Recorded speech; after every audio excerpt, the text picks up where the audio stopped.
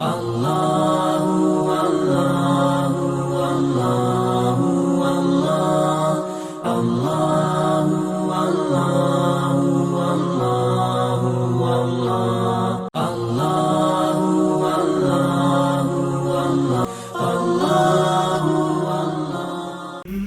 تعالیٰ نے قرآن پاک میں فرمایا ہے ادعونی استجب لکم، لوگوں مجھ سے مانگو میں تمہاری دعاؤں کو سنوں گا۔ اللہ نے دعا کرنے کا حکم دیا ہے اور پورا کرنا کا اللہ نے اپنے اوپر ذمہ لیا ہے اپنی رحمت کی وجہ سے۔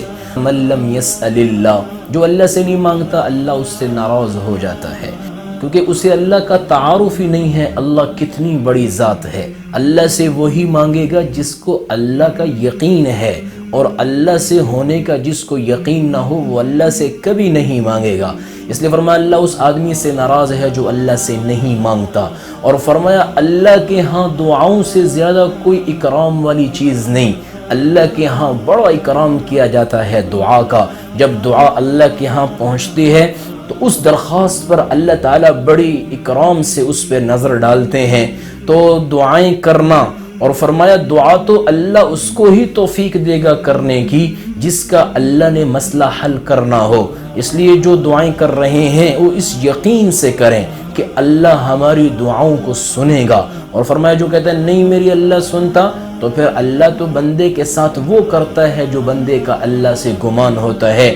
اس لیے فرمایا جب بھی اللہ سے مانگو ادعوا اللہ سے مانگو وانتم موقنون باجابتی، فرمایا تم اللہ سے مانگو اس یقین کے ساتھ کہ اللہ ہماری دعاؤں کو سنے گا اور ہمارے حالات بدلیں گے، اور یہ جو حالات بگڑے ہوئے ہیں ان قریب صبح ہوگی، ان قریب اللہ کی مدد آئے گی۔ اب دعائیں کرنی کیسے ہیں؟ تو فرمایا کبھی بھی غافل دل سے دعا نہ کرنا۔ ہمارے ہاں ایک ماحول ہے، امام دعا پڑھ رہا ہوتا ہے اور پیچھے لوگ آمین کہہ رہے ہوتے ہیں، اب ان کا جو اپنا دل ہے وہ متوجہ نہیں ہوتا۔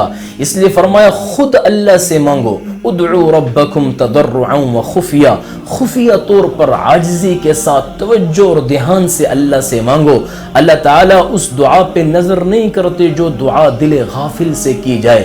اس لیے اپنی دعاؤں میں اللہ سے توجہ اور دھیان سے مانگنا اور یقین سے مانگنا کہ اللہ ہمارا مسئلہ حل کرے گا، کیونکہ اللہ نے دعا کا حکم دیا ہے اور پورا کرنے کا اللہ نے وعدہ کیا ہے۔ اور اللہ سے مانگنا کیا ہے؟ سب سے بڑی چیز جو اللہ سے مانگنی ہے، اللہ کے نبی نے خود سکھایا ہے کہ اللہ سے یوں مانگو، کیونکہ نبی جیسے اپنی تعلیمات میں نبی ہوتے ہیں ایسے ہی دعاؤں میں بھی نبی ہوتے ہیں۔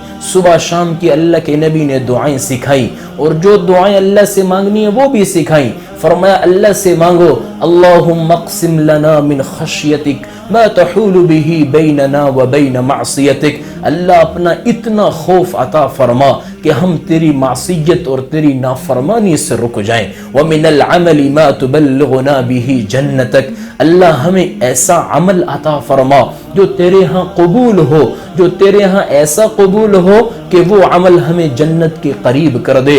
اور جو سب سے بڑی چیز فرمایا ومن الیقین ما تهون به علینا مصائب الدنیا، اللہ سے جو مانگنے کی چیزیں ہیں ان میں بڑی چیز یقین ہے، جو اللہ سے مانگا کرو، اللہ سے یقین مانگو، کیونکہ دنیا حالات کی جگہ ہے۔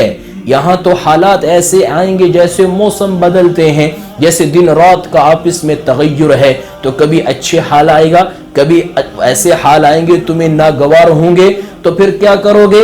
اچھے حال آئے تو جشن مناؤ گے، اور اگر حالات ناگوار ہوئے تو آپس سے باہر ہو کے بے صبری کرو کہ نہیں۔